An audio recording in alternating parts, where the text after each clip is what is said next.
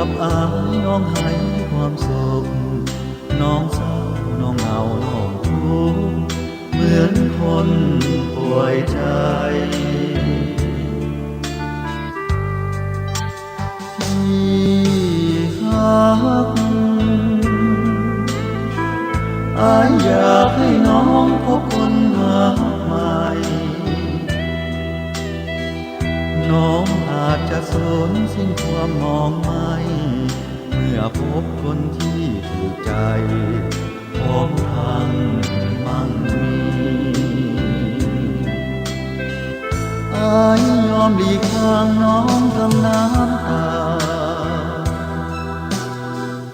อายยอมสละด้วยความหวังดีเพราะอายหมดทางจะให้น้องนางสุขีหมดทางจะให้น้องมีความซื่อเหมือนคนอื่นได้ที่หักอายยากจนนักต้องจำห่างไกลอายอยากให้น้องสิ้นความมองไม่เพื่อน้องสดชื่นแจ่มใสอายยอมหลีกทาง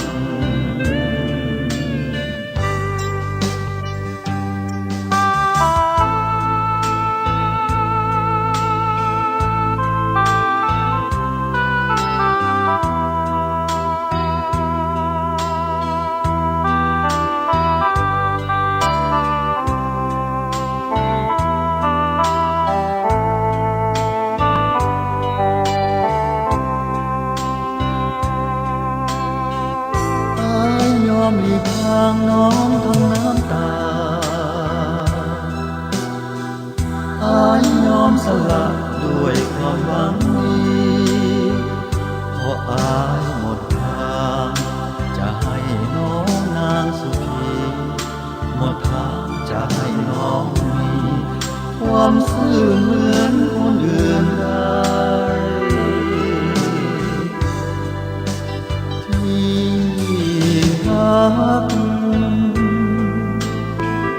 อายยากจนนักต้องจำห่างไกลอายอยากให้น้องสิ้นความมองไม่เพื่อน้องสดชื่นแจ่มใสอายยอ